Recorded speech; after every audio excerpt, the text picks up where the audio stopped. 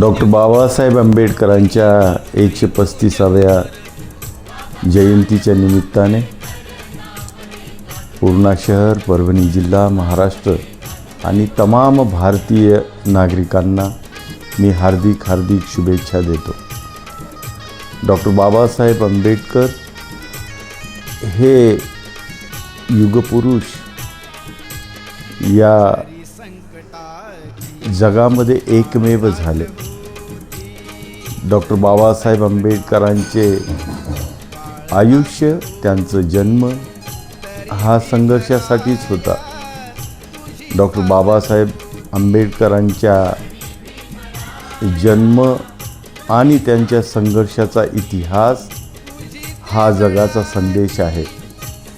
फक्त जगाचाच संदेश नव्हे तर एकंदरीत समान तत्वांसाठी लढणाऱ्या सर्व लोकांसाठी तो एक उपदेश आणि केवळ इतिहास नव्हे तर भविष्याची ती वाटचाल आहे। आणि ह्या वाटचालीचे सूत्रधार डॉक्टर बाबासाहेब आंबेडकर आहेत। ज्या काळात डॉक्टर बाबासाहेब आंबेडकर जन्मले आणि ज्या काळामध्ये त्यांनी त्यांच्या जन्मापासून जे सहन केले त्या विदारक विषाण चटक्यांनी ते भाजून निघाले। अशाही परिस्थितीमध्ये डॉक्टर बाबासाहेब आंबेडकर कधी डगमगले नाहीत किंवा निराश झाले नाहीत। त्यांच्यामध्ये नैराश्य कधीही निर्माण झालं नाही। डॉक्टर बाबासाहेब आंबेडकरांनी जे सहन केलं त्यामधून ते अधिक काम करण्यासाठी तयार झाले आणि त्यांनी 2 युगाचे काम एका युगामध्ये करून टाकले। डॉक्टर बाबासाहेब आंबेडकर असं एक व्यक्तिमत्व आहे की ज्या व्यक्तिमत्वाने 2 इतिहास घडवले। पहिला इतिहास त्याने मनुस्मृती, ज्या मनुस्मृतीने या देशामध्ये असमानता, या देशामध्ये नारी विरुद्ध विषमता, या देशामध्ये नारीला पशुतुल्य मानणारी जी संस्कृती निर्माण केली होती, रुजविली होती, त्या संस्कृतीचा नायनाट करण्याचं काम, ती संपवण्याचं काम डॉक्टर बाबासाहेब आंबेडकरांनी मनुस्मृतीचे दहन करून केले। हा एक इतिहास झाला। आणि केवळ डॉक्टर बाबासाहेब आंबेडकर एवढं करून थांबले नाहीत। केवळ मनुस्मृतीला संपवण्याचा हा त्यांचा उद्देश नव्हता, तर या देशामध्ये समानतेचं राज्य हे निर्माण करण्यासाठी सर्वांना, स्त्री आणि पुरुष, बालक आणि प्राणी या सगळ्यांना हक्काने जगण्याचा मार्ग डॉक्टर बाबासाहेब आंबेडकरांनी निर्माण करून दिला। आणि सन 1950 पासून या देशामध्ये त्यांनी लिहिलेली भारतीय संविधान संस्कृती निर्माण झाली। हा डॉक्टर बाबासाहेब आंबेडकरांचा जो भविष्याचा प्रवास आहे, हा भविष्याचा प्रवास आज या देशाला अत्यंत पुढे नेण्याचा उपक्रम करीत आहे। आपण पाहतोय की डॉक्टर बाबासाहेब आंबेडकरांनी सहन केलेल्या यातना आणि त्याच्यावर सांगितलेला उपाय हा केवळ व्यक्तिपुरता मर्यादित राहत नाही, केवळ समाजापुरता मर्यादित राहत नाही, तर या देशामध्ये नवीन इतिहास घडवण्यासाठी तो कारणीभूत झालेला आहे। डॉक्टर बाबासाहेब आंबेडकरांनी केवळ मनुस्मृती बाद केली नाही, केवळ या देशामधली विषमता बाद केली नाही, केवळ या देशामध्ये अंधश्रद्धा, रूढी आणि माणसाचं माणूसपण हिरावून घेणारी संस्कृती बाद केली नाही, तर डॉक्टर बाबासाहेब आंबेडकरांनी संविधानाच्या माध्यमातून एक नवीन व्यवस्थापन निर्माण केलेलं आहे, जे अनेक वर्ष या देशामध्ये रूढ झालेलं आहे। या देशामध्ये 78 वर्षापासून ही संस्कृती नांदते आहे आणि अपेक्षा करूया की ही संस्कृती पुढे हजारो वर्ष या मानवजातीच्या कल्याणासाठी ती पुढं राहील. आपण पाहतोय की या देशामध्ये अनेक मोठमोठी माणसं झाली, परंतु ही माणसं हिंदू संस्कृतीच्या पलीकडे डोकावून पाहणारी दिसली नाही. ज्यांची नावं आज परदेशामध्येही घेतली जातात, त्या माणसांमध्ये डॉक्टर बाबासाहेब आंबेडकर हे उठून दिसतात. डॉक्टर बाबासाहेब आंबेडकरांनी देशाच्या पलीकडे पाहिले. या जगामध्ये असणारे जे अन्यायग्रस्त आहेत, ज्यांच्यावर अन्याय झाले आणि ज्या व्यक्तींना, ज्या समूहांना, ज्या समाजाला पुढं जाण्याची संधी मिळाली नाही, त्यांचा उत्कर्ष करून घेण्याची संधी नाही मिळाली, अशा सर्व जाती जमातींना डॉक्टर बाबासाहेब आंबेडकरांनी संविधानाच्या माध्यमाने एक मोकळा मार्ग करून दिला.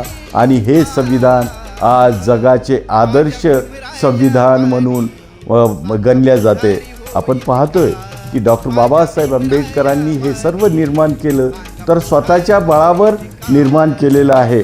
डॉक्टर बाबासाहेब आंबेडकरांनी विविध देशामध्ये जाऊन सुमारे 32 डिग्र्या डॉक्टर बाबासाहेब आंबेडकरांनी संपादन केल्या. आणि त्या 32 डिग्र्यांची यादी जर पाहिली तर आपण पाहतो की ही लांबलचक यादी प्रत्येक माणसाला, प्रत्येक विद्यार्थ्याला, प्रत्येक भारतीयाला आणि देशातील माणसाला तपासून पाहता येईल. परंतु आमच्या देशामध्ये आणि काही ठिकाणी आपण पाहतो की डिग्र्या घेणारे खूप लोक आहेत. ते डिग्र्या घेतात, परंतु त्यांची डिग्री त्यांना सिद्ध करता येत नाही. अशा प्रकारच्या डिग्र्या घेणारेही लोक आपल्या देशामध्ये आहेत. यांना आपण थोडंसं मागे सोडूया. आणि डॉक्टर बाबासाहेब आंबेडकरांनी एक युगपुरुष म्हणून या देशामध्ये जे काम केलेलं आहे, हे त्यांचं काम हे देशापुरतं मर्यादित नाही, तर डॉक्टर बाबासाहेब आंबेडकरांचं हे काम जगाच्या पातळीवर गणल्या जाईल. जगाच्या पातळीवर डॉक्टर बाबासाहेब आंबेडकरांचं कार्य आहे. आज या जगामध्ये असलेल्या 200पेक्षा अधिक देशामध्ये डॉक्टर बाबासाहेब आंबेडकरांना अत्यंत विनम्र भावे त्यांची गणना केली जाते. त्यांचं स्मरण केलं जातं, त्यांचं कौतुक केलं जातं.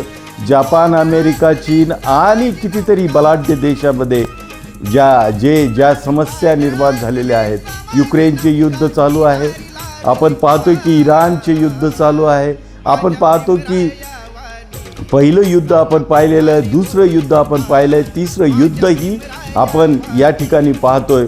डॉक्टर बाबासाहेब आणि भगवान बुद्ध असे 2 व्यक्तिमत्व आहेत की जे या सगळ्या युद्धापासून बुद्धाकडे आणि शांततेकडे नेण्याचा मार्ग सांगतात.